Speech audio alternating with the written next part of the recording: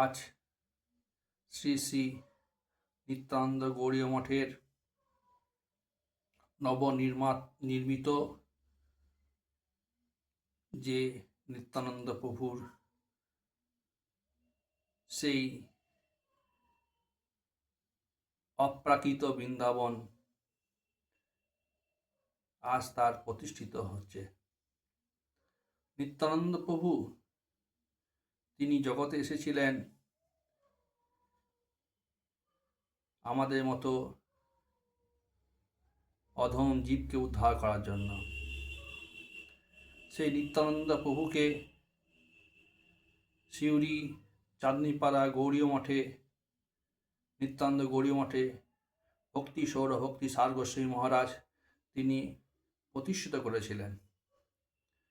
তখন আমাদের সিউড়িতে ভক্তির কাঙাল ছিল, অর্থাৎ ভক্তি শূন্য সিউড়ি ছিল। যেই বৃন্দাবন থেকে আগত ভক্তি সৌরভ ভক্তি সার গোস্বামী মহারাজ তিনি যখন রাধাবল্লভ মন্দিরে চাতুর্মাস্যকালীন কার্তিক ব্রতের সময় 1 মাস ব্যাপী পাঠ করেছিলেন, তার পাঠে উদ্বুদ্ধ হয়ে অগণিত ভক্ত তার শিষ্যত্ব গ্রহণ করেছিলেন। যদিও তিনি আগে আচার্য ছিলেন, কিন্তু তিনি আচার্য পরিত্যাগ করেছিলেন গোস্বামী মঠের থেকে। পরবর্তীকালে ভক্তিময়ূক ভাগবত মহারাজের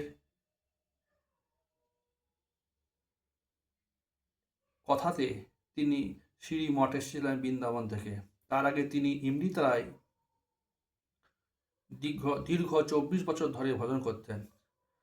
তিনি একজন আচার্য হয়ে ইমৃতলায় তিনি একজন সাধারণ সেবক হিসাবে মন্দিরের বিগ্রহের পূজা অর্চনা করতেন। সকালে তিনি পঞ্চক্রোশ পরিক্রমা করতেন, সারাদিন বিভিন্ন কাজ, তারপর তিনি নামে মুগ্ধ থাকতেন। তিনি জানতেন ভক্তির জন্য কোনো বৈভবের প্রয়োজন হয় না। তিনি সর্বদা ভগবানকে তিনি ভালোবাসতেন, তার জন্য তার মান সম্মান প্রতিষ্ঠা লাভের কোনো প্রয়োজন ছিল না। তিনি জানতেন এই জগতে সব কিছু নশ্বর, আজ আছে কালকে নেই। তবুও তিনি জানেন যে ভগবত ভজন বিনা জীবের কোনো গতি নাই।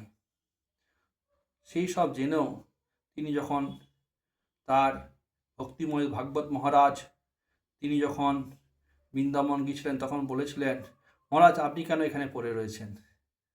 আপনি চলুন, আমাদের সিউড়ি ভক্তিশূন্য রয়েছে, ওই জায়গাটিকে ভক্তিপূর্ণ করে তুলুন। আজ সিউড়িতে অগণিত ভক্ত তার কৃপাতে, নিত্যানন্দ গৌরহরি কৃপাতে অদ্ভুত এক বিগ্রহ তিনি প্রতিষ্ঠা করেছেন, যা অগণিত ভক্ত। আমার গুরুদেব বলতেন, দেখো আমাদের নিতাই সাক্ষাৎ তিনি দাঁড়িয়ে রয়েছেন, তার কৃপা চাইলেই তিনি কৃপা করেন। তাই নিত্যানন্দ প্রভুর সেই অদ্ভুত কৃপা আজ সিউড়ি মঠে থেকে, চাঁদনীপাড়া থেকে আজ বড়বাগানে সেই নবনির্মিত ভবনে তিনি প্রতিষ্ঠিত হবেন। অদ্ভুত এক আনন্দ মুহূর্ত, যে মুহূর্ত ধরা যায় না। হে নিত্যানন্দ প্রভু, তোমার কৃপায় আমরা যেন তোমার যে আশীর্বাদ আমাদের উপর বর্ষিত হোক।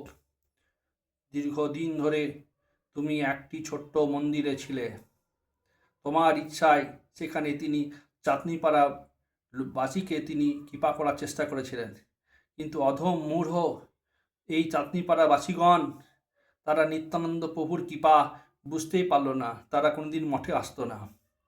তারা দীর্ঘদিন নিতাইকে অবহেলিত করেছে। নিতাই কত কৃপা করার চেষ্টা করেছে, প্রসাদ হরিনামৃত সাধুগণের আগমন, তবুও চাঁদনীপাড়ার লোক কখনো নিত্যানন্দ গৌড়ী মঠে এসে কখনো নিতাই বলে, হা নিতাই, হা গৌর বলে কখনো ডাকেনি।